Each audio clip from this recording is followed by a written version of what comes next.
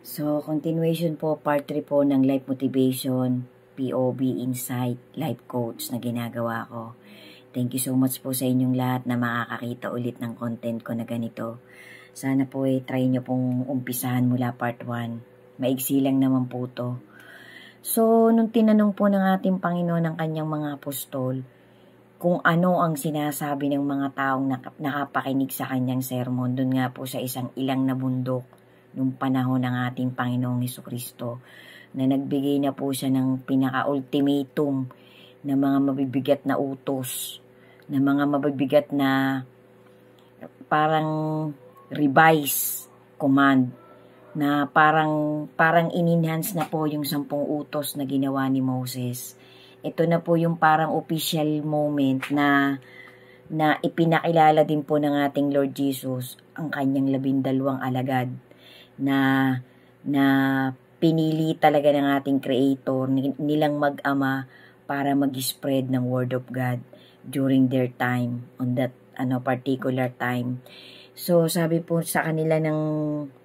ng mga apostol sa ating Creator, sa ating Panginoong Hesus, iba-iba po ang isinasagot ng mga tao kung sino kayo. So sabi po namin, kayo yung guro namin. Sabi ng ibang mga apostol, yun ang sagot nila sa ating Panginoon. No? Nagtanong kung anong tinatanong ng mga tao, kung sino ba talaga siya. Kasi iba-iba po kasi ang haka-haka ng mga tao eh. Kasi ang ating pong Panginoong Hesus ay hindi basta-basta din po pwedeng malapitan ng kahit sino nung time na yon.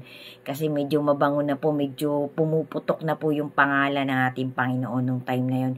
Kasi ito po yung time na talagang mainit na po yung pagpipreach at paghihiling ng ating Panginoong Hesus sa iba-ibang sakit, sa iba-ibang lugar.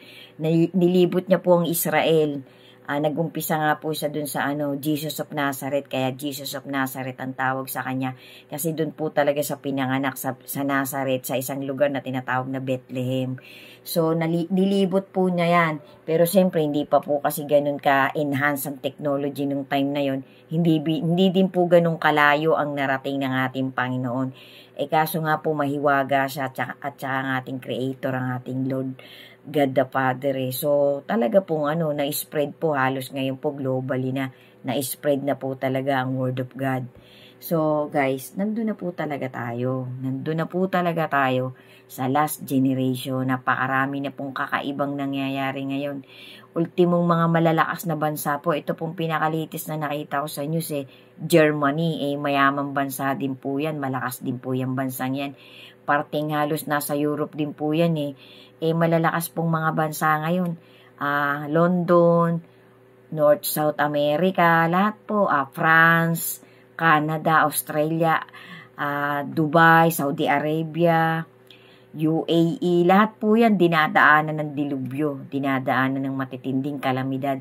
Kasi nga po, ang bawat sinalita po ng ating Creator ay hindi pwedeng hindi mangyayari. So, pax na pax po talaga, guys. So, sabi po ng ating Creator, sumagot po bigla si Simon Pedro. Kasi palibasa po si Simon Pedro, siya po yung pinakaginawang kanang kamay ng ating Panginoong Hesus. Isa po siya talaga sa kauna-unahang naging leader ng iglesia, ng congregation na itinayo ng ating Panginoon, ng Infinite God, at pinamunuan po ng kanyang bigatin Son. So ako po guys, ang isa po sa pinaka-the best advice na masasabi ko sa lahat ng nakakakita ng content ko, bilisan na po natin kung kanino talaga natin itatalaga ang puso natin, ang ating faith, ang ating belief, ang ating motivation, kung kanino talaga tayo kakapit. Kailangan po meron tayong kinakapitan na mahigpit.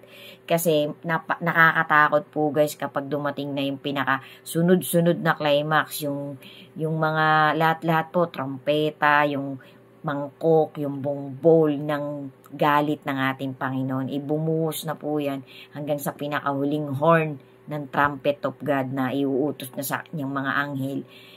Malilate po tayo kapag hindi pa natin inaaligaga ang asikasuhin natin kung saan ba talaga tayo.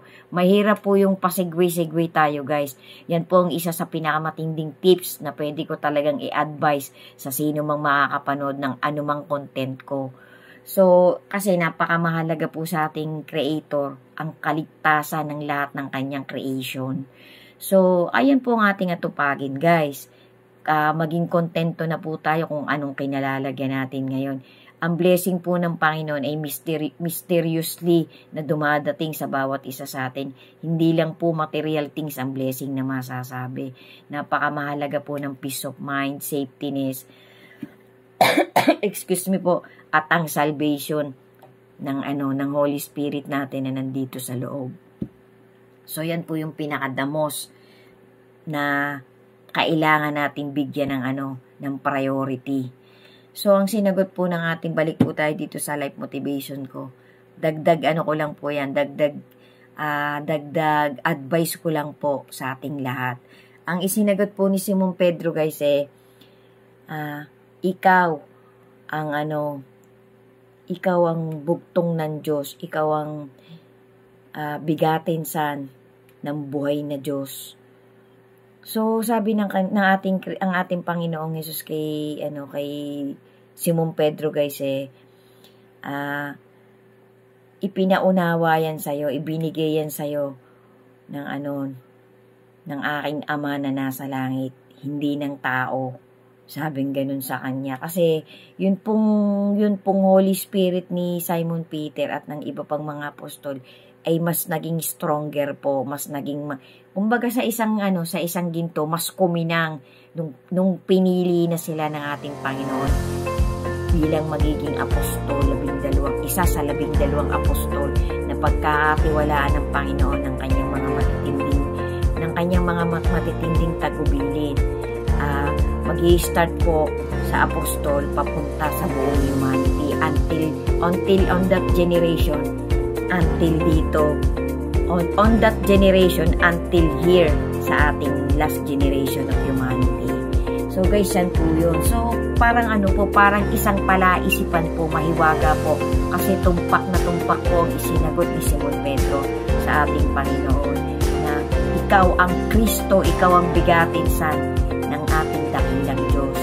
So parang parang ini-imply po dun sa sagot ni Simon Pedro na wholeheartedly, 100%, 100% ay ina-accept po ni Simon Pedro ng buong puso at buong isip at kaluluwa niya at buong lakas niya, na pinaniniwalaan niya po sa kanyang faith na ang ating Panginoon ay nag-iisang bigatin. Kasi yung sinabi po niya, ikaw ang Kristo ng Diyos na buhay. Yung po kasing Kristo, ang ibig sabihin po nun sa pagkakaintindi ko, pinahiran, anointed one. So, ibig sabihin po, talagang ang Holy Spirit po ng bawat isa sa kanila, lalong-lalo na po si Simon Pedro, ay talaga pong ang direction, ang trajectory ng 12 yun, ipapunta po talaga sa motivation ng mag-ama. Amen. Sundan niyo pa po, guys. Thank you po for watching. At sana po kahit papano makapag-enhance pa po ako, makapaghatid pa po ako sa maliit kong motivation sa bawat makakapanood sa akin, makapagdagdag pa po ako ng maliit na booster upang tumibay pa po ang ating faith sa ating Panginoon. Amen. Sundan niyo pa po. Thank you po for watching. God bless us all and to God be the glory. Ingat po tayo palagi. Amen.